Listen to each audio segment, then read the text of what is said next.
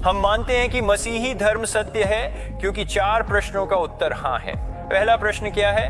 क्या सत्य का अस्तित्व है? जाहिर है आप अक्सर लोगों को कहते सुनते हैं कोई सत्य नहीं है, या तुम्हारा सत्य तुम्हारा है, मेरा सत्य मेरा है। सभी सत्य सापेक्ष है। जब कोई कहता है कोई सत्य नहीं है तो आपको उस व्यक्ति से एक प्रश्न पूछना चाहिए। आपको कहना चाहिए क्या यह सत्य है? क्या यह सत्य है कि कोई सत्य नहीं है? क्योंकि अगर यह सत्य है कि कोई सत्य नहीं है तो यह दावा कि कोई सत्य नहीं है सत्य नहीं हो सकता, लेकिन यह दावा करता है कि यह सत्य है। दूसरे शब्दों में यह एक आत्मपराजयकारी दावा है। बेशक सत्य है, अगर कोई सत्य नहीं होता तो एक नास्तिक यह सही नहीं हो सकता कि कोई परमेश्वर नहीं है। तो सत्य है। प्रश्न संख्या 2, क्या परमेश्वर का अस्तित्व है? परमेश्वर के अस्तित्व के लिए कई तर्क हैं, मुझे आपको एक ही बताने दें। यहाँ तक कि आज के नास्तिक भी यह स्वीकार कर रहे हैं कि अंतरिक्ष, पदार्थ और समय की शुरुआत कुछ नहीं से हुई थी। खैर, इस पर विचार करें दोस्तों।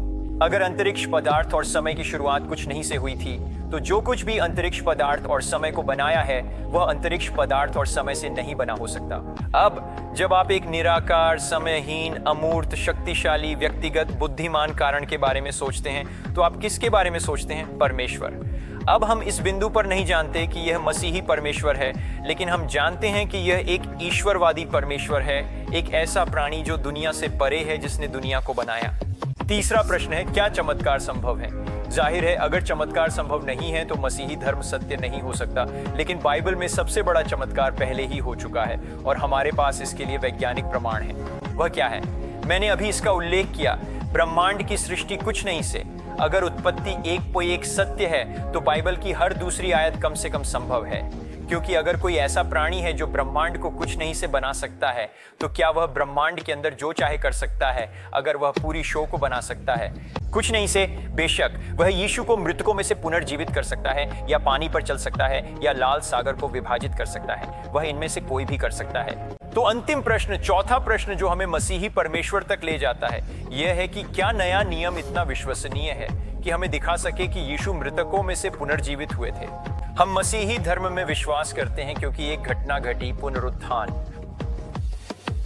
अब मुझे आपसे यह पूछना है, क्यों नए नियम के यहूदी लेखक ल्यूक को छोड़कर सभी यहूदी थे, क्यों वे एक पुनर्जीवित यीशु का आविष्कार करेंगे?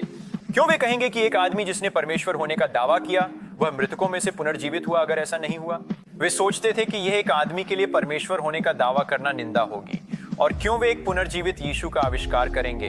वे पहले से ही सोचते थे कि वे परमेश्वर के चुने हुए लोग हैं। उनके पास एक पुनर्जीवित यीशु का आविष्कार करने का कोई उद्देश्य नहीं था, और निश्चित रूप से वे इसे यरूशलेम में आविष्कार नहीं कर सकते थे जहां एक खाली कब्र मौजूद थी।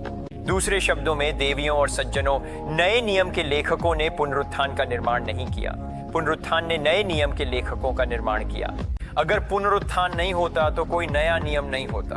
अब भले ही नया नियम कभी अस्तित्व में नहीं आया होता, मसीही धर्म फिर भी सत्य होता। क्यों? क्योंकि मसीही धर्म एक घटना पर आधारित है, पुनरुत्थान। क्या आप जानते हैं कि नए नियम में एक पंक्ति लिखे जाने से पहले हजारों मसीही थे? क्यों? क्योंकि एक घटना घटी, पुनरुत्थान।